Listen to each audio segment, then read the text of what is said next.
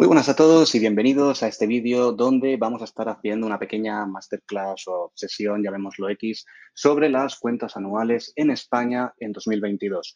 Lógicamente esto tendrá vigencia durante bastantes años, por si estáis viendo este vídeo en 2023, 2024, 2025, cuando sea, y vamos a intentar explicar qué son las cuentas anuales, qué elementos lo componen, cómo se puede hacer las cuentas anuales abreviadas y, en general, dar un poco de ejemplos para que puedas entender, ya sea si es que estás estudiando algún tipo de examen de selectividad o de la carrera, ya sea de ADE, económicas o similares, o directamente porque tienes una empresa y tienes que hacerlo.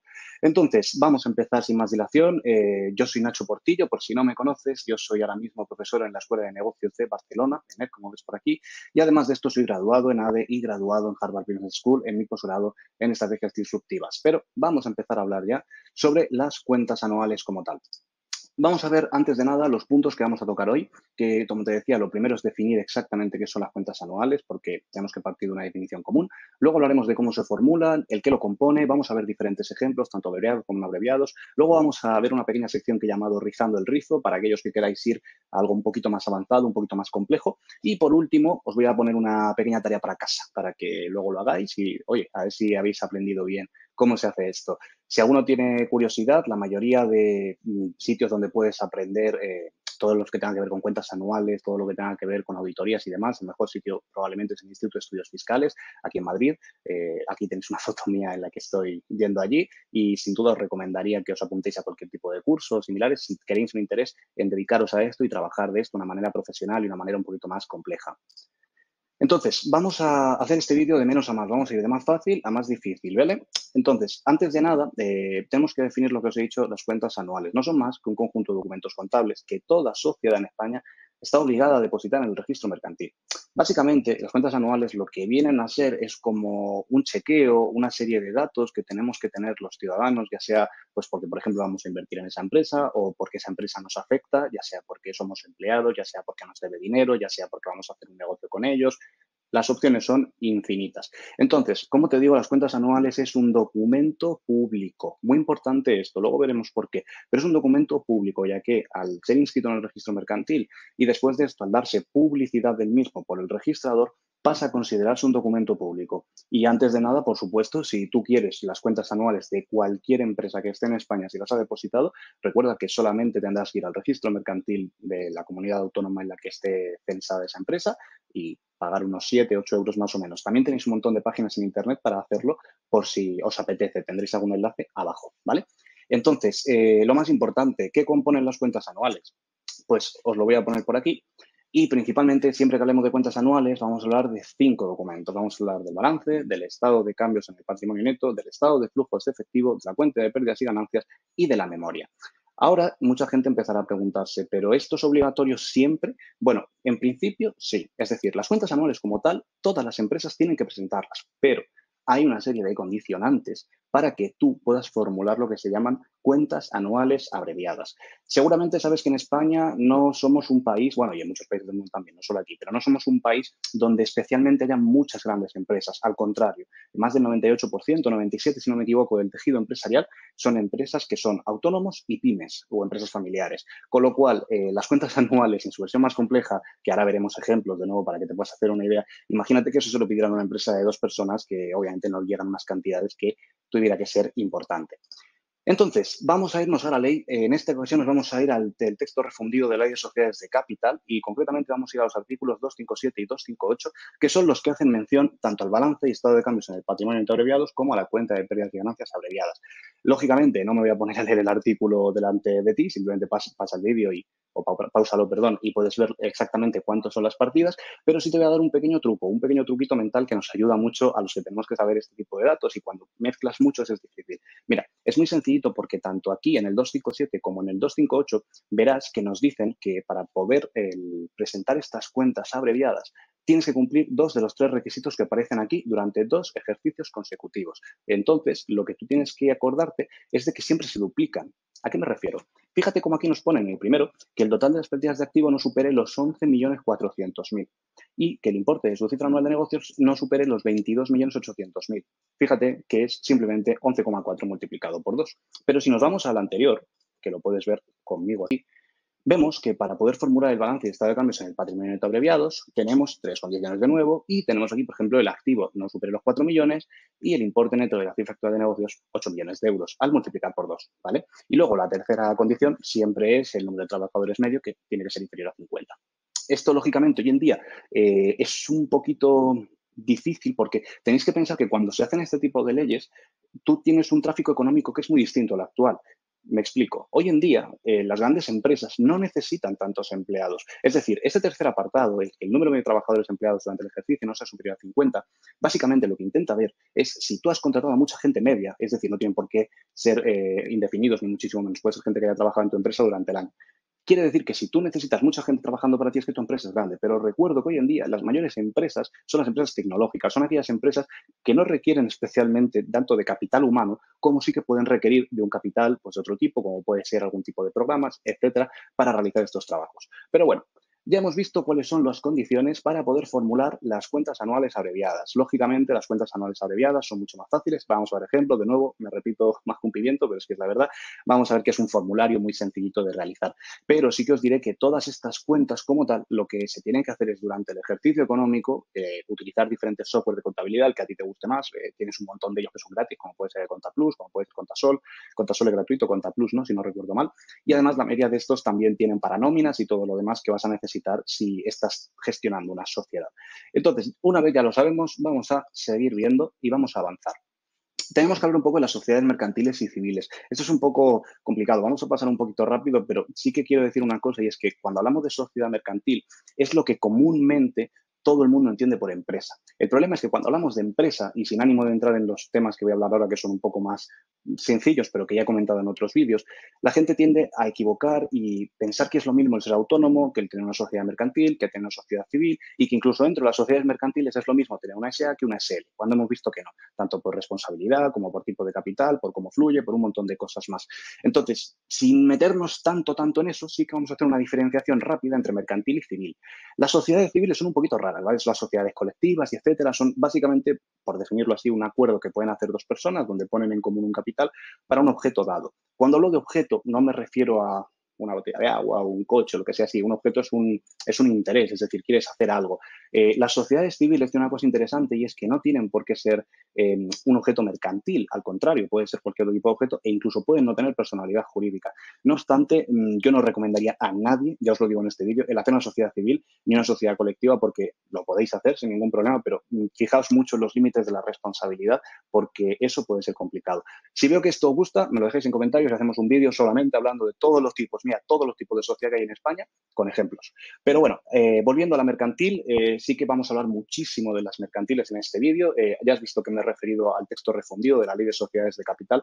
La Ley de Sociedades de Capital básicamente engloba a los tres tipos de sociedades mercantiles, que son las SA, las SLs y las sociedades comunitarias por acciones. Luego, dentro de cada una de ellas es verdad que hay más tipos, pero ya no vamos a meter ahí porque si no, el vídeo duraría 50.000 horas y no lo queremos. Ahora sí, vamos a ver exactamente qué significa que sean abreviadas. Lo hemos visto en la ley anteriormente, pero básicamente lo que queda es la posibilidad de no tener que presentar el F y el FPN. Es verdad que el FPN, bueno, me voy a referir siempre a ellos por sus acrónimos. Recordad que F es estado de flujos de efectivo y FPN es estado de cambios en el patrimonio neto. Como os decía, no son obligatorios cuando puedes presentar las cuentas abreviadas. No obstante, el FPN se puede presentar también. Y otra duda muy común que me han preguntado más de uno por Instagram es el informe de gestión. El informe de gestión no forma parte de las cuentas anuales. Eso es un error bastante grande. Típica pregunta de oposición, típica pregunta de examen y, bueno, típico error que puede cometer alguien a lo mejor auditando unas cuentas, eso sería más grave. Simplemente se presenta a la vez. El informe de gestión es complementario y normalmente no lo tiene que presentar salvo que seas una gran empresa. Estamos hablando de los requisitos anteriores que hemos visto. Entonces, no os preocupéis tanto por ello. Y luego sí que vamos a ver exactamente quién lo tiene que hacer.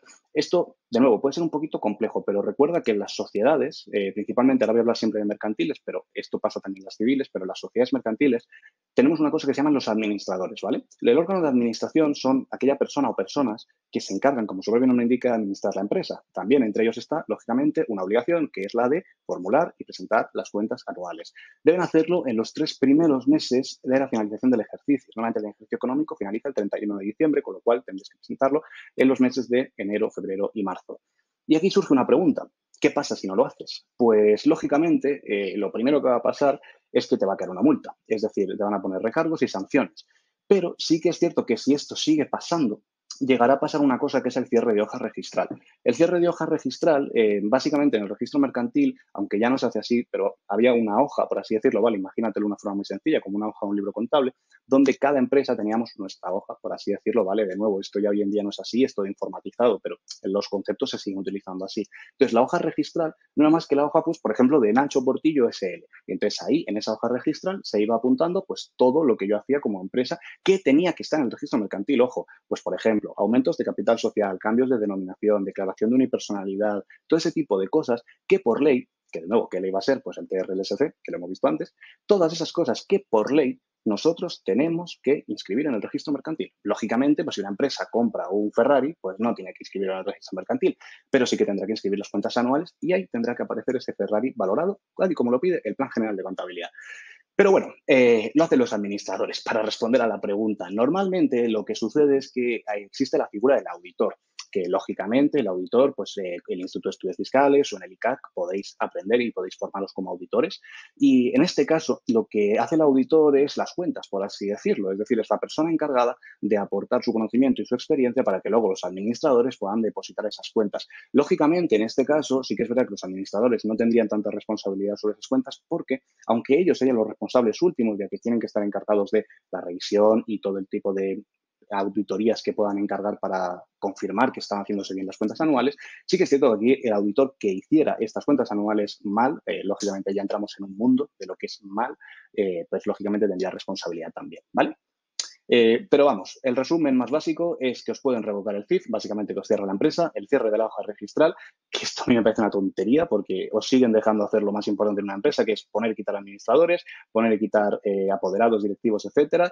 Administradores mancomunados también os dejan, si no me equivoco, y creo que ampliar y reducir el capital también. O sea, lo único que no dejan hacer son todo lo demás, que es prácticamente lo menos importante, la verdad. Y luego, pues, sanciones pecuniarias, es decir, sanciones de dinero que, pues, obviamente dependerá un poco de, pues, por ejemplo, cuando tú no presentas cuentas anuales, no pagas el impuesto de sociedades porque no se sabe cuánto has ganado. Entonces, no es lo mismo que hayas dejado de pagar un impuesto por valor de 50.000 euros, que no es nada para una empresa, o que hayas dejado de pagar un impuesto por un valor de 1.000.000 de euros, que eso, lógicamente, ya te digo yo, que Hacienda no lo va a dejar pasar. Entonces, ahora vamos a ver cuáles son los componentes. Como ya os he dicho cuáles son, vamos a ir viendo uno por uno, detalladamente. Lo bueno de esto, chicos, es que yo estoy intentando que esto sirva un poco para todo el mundo. Es decir, si alguno de vosotros está viendo este vídeo porque está en selectividad o en un examen o porque quiere formarse y dedicarse a esto, yo creo que más o menos vamos por el buen camino. Pero si no, me lo decís vosotros en comentarios, ¿vale? Si tengo que subir el nivel o bajarlo, lo que vosotros queráis. Entonces, vamos a ir paso a paso. Lo primero, bueno, el balance básicamente es un documento contable, es como una fotografía que nos dice la composición del patrimonio de la empresa. Por un lado tenemos el activo, por otro lado tenemos el pasivo y el patrimonio neto. Esto no es tanto una clase para enseñar cómo se hace un balance o cómo se hace una cuenta de PIG. Si queréis que haga esos vídeos, sí que tendría que ser un vídeo concreto para cada uno de ellos para no perdernos. Entonces, lo decís en comentarios y si yo veo que hay unos cuantos, pues lo subiré. Y si no, pues seguramente también, para que no vamos a engañar. Entonces, lo que tenemos que conocer es las diferencias que hay entre activo pasivo y patrimonio neto.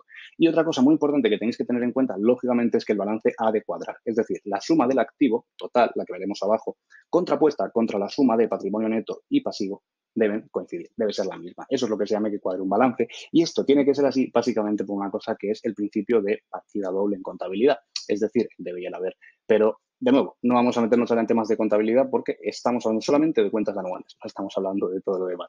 Así que lo único que tenéis que quedaros con el balance es que es algo que nos aporta una información sobre el momento de la composición del patrimonio de una empresa. Esto es muy importante porque te permitiría saber qué activos tiene. Te recuerdo que los activos pues podría ser el Ferrari que hemos dicho antes, pueden ser las patentes, pueden ser los clientes que tienen que pagarte, puede ser el dinero que tengas en caja. Tus pasivos son las deudas, es decir, pues por ejemplo, cuánto debes a los proveedores, cuánto debes a lo mejor a otras empresas por sus servicios. Y por supuesto, en el patrimonio neto pues tendremos diferentes opciones como puede ser el capital social, cuánto dinero pusisteis para crear esta empresa, básicamente.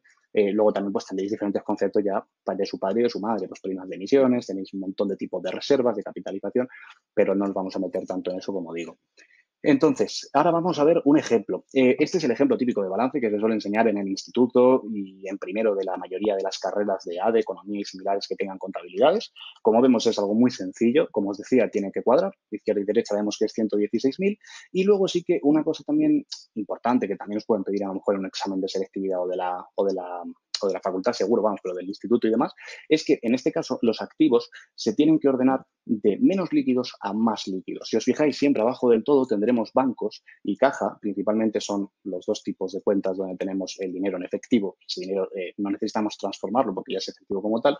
Y luego, pues aquí tenemos diferentes tipos de activos. Sí, es verdad que también hay muchas categorizaciones, como vemos aquí, de, por ejemplo, realizable, indisponible, pero de nuevo, no vamos a meternos ahora en las fórmulas ni vamos a meternos en qué significa cada tipo de activo, porque no es el caso. Simplemente quiero que sepáis lo que es el activo y el pasivo.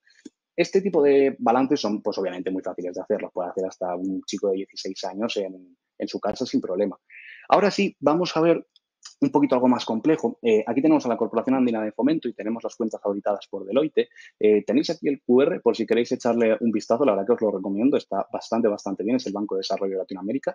Entonces, como os podéis hacer una idea, pues lógicamente no es exactamente lo mismo, ¿no? Estamos hablando ya de un documento mucho más difícil de elaborar y sobre todo mucho más ordenado.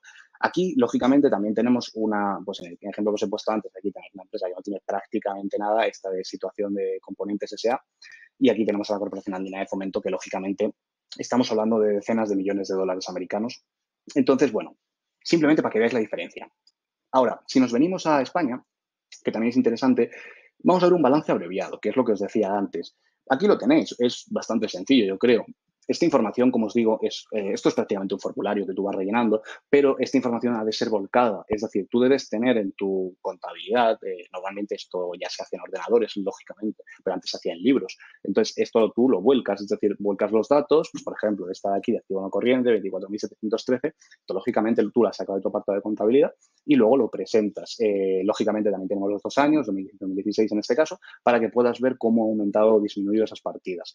Bastante sencillo y yo creo que todo esto se puede entender sin problema, vamos. El único problema aquí, si alguien se quiere ya meter en el rifle y decir, oye, ¿y dónde podía estar el fallo? ¿Dónde podía estar el error?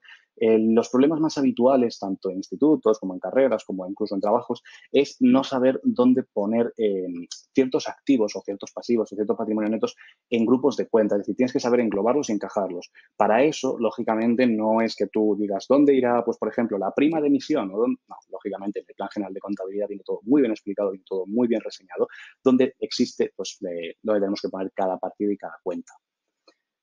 Ahora vamos a rizarlo un poquitín más, un poquitín solo, que es el caso de los otros tipos de balances que hay. El más común que os van a pedir en exámenes y en similares es el de comprobación de sumas y saldos. No tengo ningún ejemplo aquí porque es un balance muy sencillo, la verdad, entonces no creo que haga falta volver a ponerlo. Pero básicamente el balance de comprobación de sumas y saldos lo que viene a reflejarnos es cómo ha sido y sobre todo cómo ha finalizado el saldo deudor o acreedor de las diferentes cuentas que utilizamos en el libro diario. Pues, por ejemplo, las cuentas de bancos, la cuenta de cualquiera que os ocurra, efectivo, acreedores, proveedores, existencias. Al final del año necesitamos saber cuál es su valor, cuál es su número. Para eso tenemos dos opciones. Nos vamos al libro diario, que es donde anotamos todas las operaciones diarias de la empresa y empezamos a sumar y nos volvemos locos porque estamos hablando de pues hombre, cientos de miles de asientos en una empresa muy grande. O tenemos otra opción que es la más sencilla, que es utilizar, pues obviamente, los libros mayores por un lado y los balances de comprobación de sumas y saldos. Pero vamos, también os digo que esto es algo muy sencillo. En la carrera también nos lo enseñan y en primero yo creo que esto ya se está manejando sin problema. De hecho, luego estos documentos de comprobación de sumas y saldos no se suelen hacer ya. O sea, se suelen hacer porque los programas contables te sacan eso, pero normalmente ya no es algo que se utilice tanto. Ahora vamos a hablar de la cuenta de pérdidas y ganancias. Yo creo que aquí vamos a ir súper rápido porque esto yo creo que es el documento que todo el mundo va a entender más fácil. Es el documento donde tenemos que poner lo que hemos ingresado, lo que hemos gastado. Fin de la película, señores. No hay más. Lógicamente aquí podemos darle todos los rizos y vueltas que queráis, que ahora viene, pero la premisa base es esa. Es un documento donde nosotros como empresa decimos todos los ingresos que hemos tenido, todos los gastos que hemos tenido. Lógicamente esto luego se va desglosando pues, por resultado de explotación, resultado financiero. Bueno, vamos a ir desglosando para saber exactamente qué ha pasado en cada sitio. Pero con esto lo que nosotros conseguimos saber es principalmente si la empresa ha tenido beneficio o pérdidas y en el caso de que haya tenido beneficio, pues sabemos cuánto dinero tendrá que pagarnos por el impuesto de sociedades, que os recuerdo que en España es aproximadamente el 25%, aunque hay opciones de bajarlo también, incluso como grandes corporaciones que han llegado a pagar el 5%. Si quieres ese vídeo, pues ya sabes, lo dejas en comentarios también. Si lo voy a hacer todo, pero necesito que me digáis cuál os gusten más para que salgan los primeros. Así que una vez sabemos esto, vamos a ver exactamente cómo es una cuenta de PIG. Las cuentas de PIG, cuando las trabajáis en el instituto, de nuevo, en la carrera, en los primeros años o los primeros meses, son así, son muy sencillas. Sí que es verdad que aquí hay una cosa que no se suele utilizar tanto cuando es primero de las carreras o institutos, que son los números de cuenta.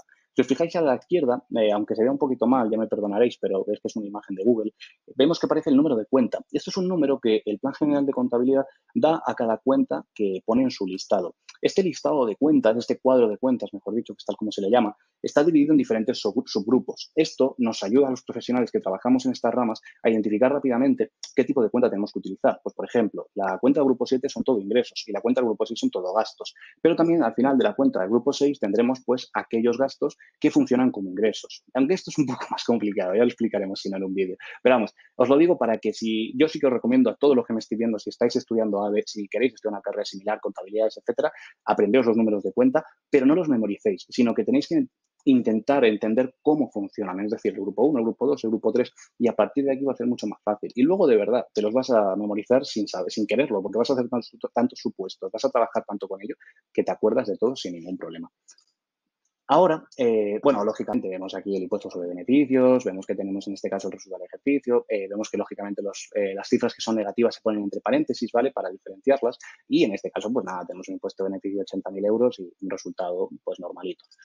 Normalito digo no porque sea poco, sino porque básicamente es muy fácil de hacer eso.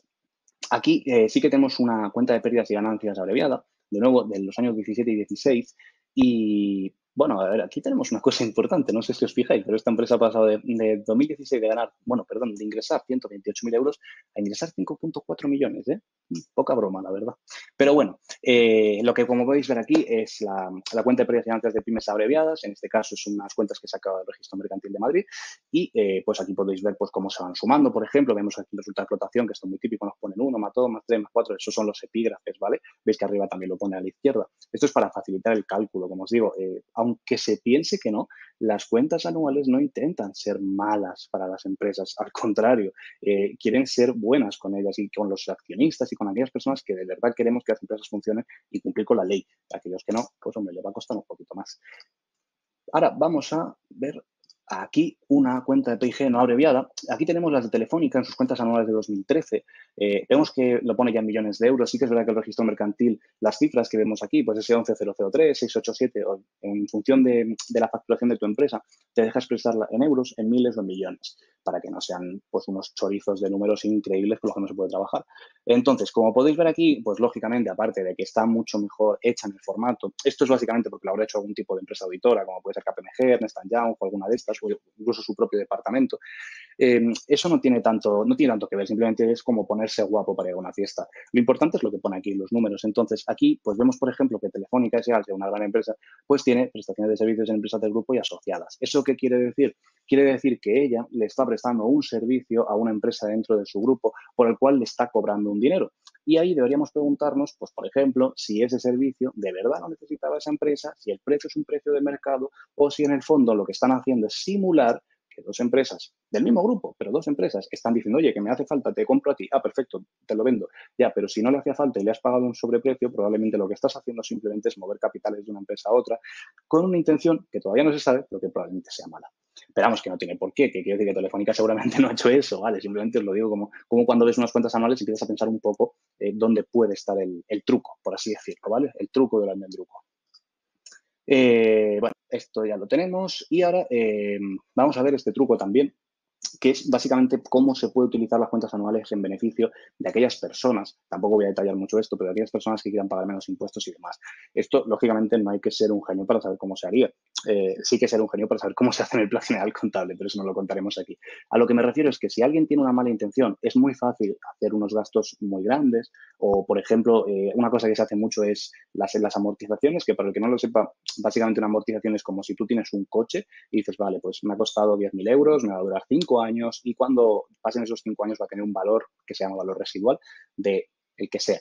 Básicamente, lo que tú intentas con las dotaciones para amortizaciones es cada año pagar la parte proporcional de lo que te va a costar reemplazar ese activo cuando llega al fin de su vida útil. Es decir, para que cuando el día que el coche diga me he muerto, tú no tengas que decir, madre mía, yo cago ahora, sino que vayas al banco o a cualquier otro tipo de entidad o cuando tengas ese dinero y tú pues puedas coger otro coche sin ningún tipo de problema, ¿vale? Creo que me he explicado un poco mal, pero yo creo que se entiende con las amortizaciones, que es algo tan sencillo que me cuesta explicarlo. Básicamente, luego, donde más, esto ya no se puede hacer porque hay unas tablas, es decir, tú no puedes amortizar y amortizar muchísimo más de lo que deberías porque hay unas tablas tasadas en Hacienda. Pero sí que es verdad que lo que puedes hacer es pues pasarte un poquito para aquí y luego pasarte en otros puntos, como pueden ser, en este caso, las dotaciones y pérdidas por deterioros. Esto, pues, por ejemplo, los deterioros de existencias. Si tú en tu contabilidad anterior, tus años, has puesto unas existencias falsas, pero muy elevadas, y de repente pues quieres a lo mejor cambiar eso, lo que harías es dotar unos deterioros enormes. ¿Qué pasaría aquí? Que sería muy difícil demostrar o no demostrar que se han deteriorado esas existencias, porque es tan fácil como, por ejemplo, que digas que ha habido, yo qué sé, un incendio o una inundación en tu nave y que cojas tú una manguera y, por ejemplo, creo que más o menos se entiende lo que quiero decir. Ahora bien, esto es una falsedad en documento público y como os pongo aquí, esto en el Código Penal son de 6 meses a 3 años de cárcel, aparte de las responsabilidades mercantiles que pudiera tener. Así que ahí lo dejo yo para si alguno se quiere tirar a la piscina. Y ahora sí, vamos con el estado de flujos de efectivo. Como el FPN, vamos a ir un poco más rápido porque no son documentos que suelan pedir ni en su versión abreviada, ni tampoco son documentos que suelan pedir en los primeros años de carrera, ni mucho menos en los institutos. Este es un tipo de documento que ya se suele trabajar en los últimos años de empresas, perdón, de carreras como ADE, contabilidad, finanza, banca, seguros, etcétera.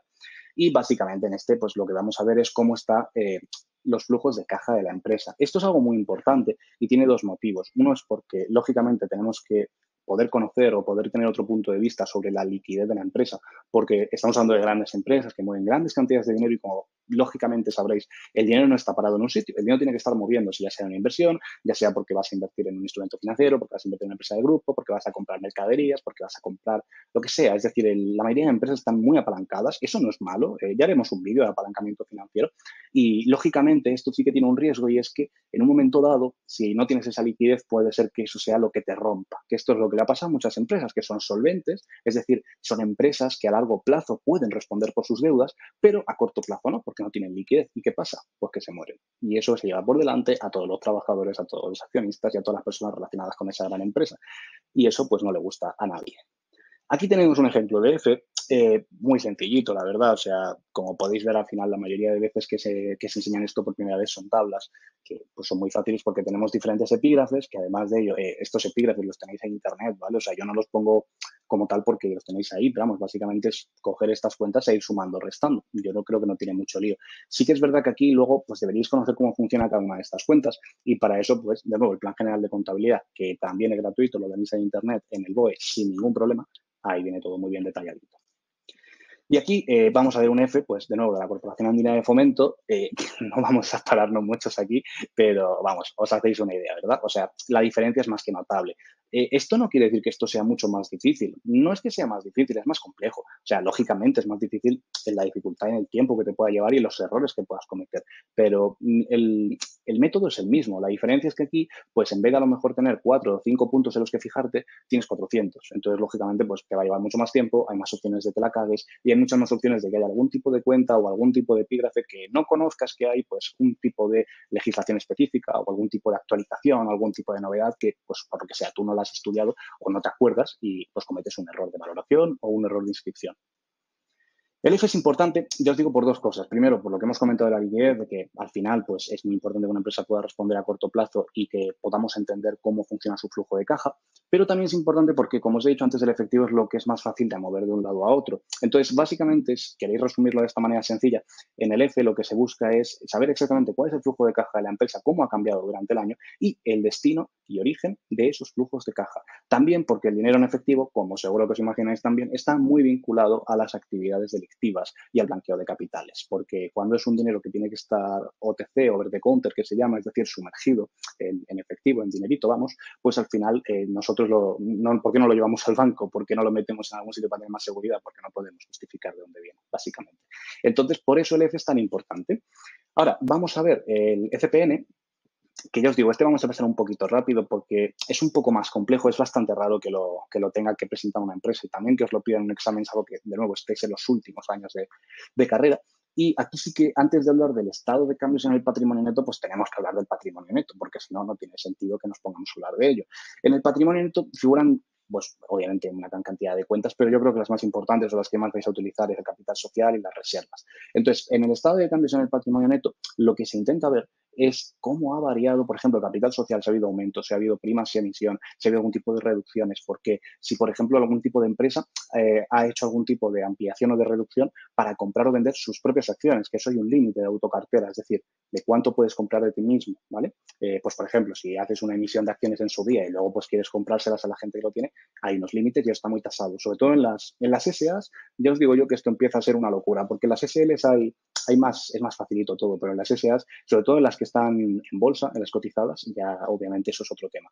Pero vamos, que principalmente lo que intentamos con el FPN es saber cómo ha cambiado exactamente y sobre todo por qué. A partir de aquí, nosotros luego ya pues tendremos que ver si se ha cumplido la legislación en los aumentos y reducciones de capital social, la valoración de las acciones, si se han respetado los derechos de los accionistas y partícipes y un montón de cosas más que son un poco más aburridas, pero tampoco os quiero aburrir con ello. Aquí tenemos un FPN, chicos, facilísimo, vamos, no tiene mucho, la verdad, o sea, diferentes tipos de cuentas, capital social, superávit, reservas, etcétera. Estos son todo cuentas del patrimonio neto, lógicamente. Saldos iniciales, aumentos, disminuciones y saldos finales. Lógicamente, los aumentos suman, los disminuciones restan. No creo que tenga eso mucha magia. Esto ya sí que tiene un poquito más, ¿vale? Entonces, aquí ya tenemos, de nuevo, a la Corporación Andina de Fomento. Es un ejemplo extremo, ¿vale? Porque nos estamos yendo desde un ejemplo que se da el primer día de la carrera o del instituto, o si se da a una corporación tan grande como esta, pero vamos, que básicamente es para que veáis un poco cómo funciona. Aquí sí que tenemos, pues si nos fijamos en la parte de izquierda, pues aumento de capitales, disminución de capital debido a la recompra de acciones, ojo, aquí lo tenemos, pues un valor negativo de 227.000 en capital pagado. Luego tenemos, por ejemplo, aquí apartado para la reserva, luego pues tenemos aumento de capital al 31 de diciembre de 2020. Lógicamente esto pues nos lo podemos ir mirando y podemos entender un poco qué es lo que ha ido pasando en el patrimonio neto de la CAF. Es decir, esto luego lo puedes llegar a extrapolar a si han entrado nuevos accionistas, si han salido algunos, cómo se ha valorado, quién lo ha comprado. Y estos números es lo que al final nos podría dar la información sobre, pues por ejemplo, quién es el propietario de una empresa o cómo ha cambiado la composición de accionistas o partícipes de la misma, ¿vale? Y ahora pues os dejo una actividad, tareita para casa, pues muy sencilla, la verdad, que es descargar las cuentas anuales de cualquier mercantil y analizar los documentos contables que las componen. Pues lógicamente yo no sé quién eres tú que me está viendo ahora mismo, no sé si eres un...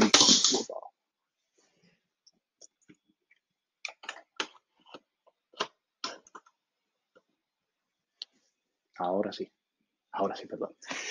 Como iba diciendo, yo no sé quién es el perfil de persona que está viendo este vídeo, entonces, si eres una persona que estás a lo mejor en instituto o estás empezando la carrera primer año, te diría que simplemente te fijes en cómo es cada tipo de documento, qué tipo de numeración lleva, es decir, pues que básicamente intentes seguir un poco por qué es en activo, pone una cifra, es esa, con qué cuentas puede estar relacionada. Y sí que te recomendaría, si en este caso es una persona que quiere trabajar de esto o que quiere formarse en serio de esto, que para ello, recuerdo, primero hay que estudiar una carrera, luego hay que sacarse los títulos apropiados y después hay que pasar una serie de exámenes bastante complejos. Es decir, lo puede hacer cualquiera, por supuestísimo, no hay que ser Superman, pero sí que hay que invertir una cantidad de tiempo. Ojo, dinero no tanto, pero tiempo sí que hay que invertir bastante. Entonces, esta es una tarea súper sencilla. Podéis descargarlos cualquiera de forma gratuita, porque prácticamente hay muchas. Si queréis las de alguna empresa en particular, esa que, yo qué sé, el Taco Bell, al que vas a comer con tus colegas, tío, y de repente ves en el ticket su nombre, la denominación de la empresa, pues y el CIF, tú puedes ir a pedir las cuentas de esa empresa y saber cuánto dinero ganó el Taco Bell ese el año pasado. Probablemente la mitad de esos tacos me los comí yo, así que les estoy haciendo ricos. Y con esto, chicos, terminamos. Os dejo por aquí el email, Instagram y, lógicamente, el canal de YouTube, que lo tenéis aquí también. Si alguien tiene cualquier tipo de duda, pregunta, ya sabéis que podéis escribirme sin ningún tipo de problema. También os animo muchísimo, de verdad, no tanto a que le deis like o suscribáis, que también, lógicamente, pero os animo mucho a que me deis comentarios, chicos, porque me gusta cuando me decís lo que os gusta, lo que no os gusta y, pues, oye, eso me sirve a mí para hacer los vídeos y al final para saber qué os gusta más. No voy a dar más la chapa, terminamos con este vídeo de cuentas anuales y si os ha gustado este formato, porque al final esto es un documento y un tipo de trabajo que tengo que hacer mucho para las clases que doy en este máster, estaré encantado de subirlo por aquí y que lo podáis ver. Un saludo a todos y nos vemos en próximos vídeos.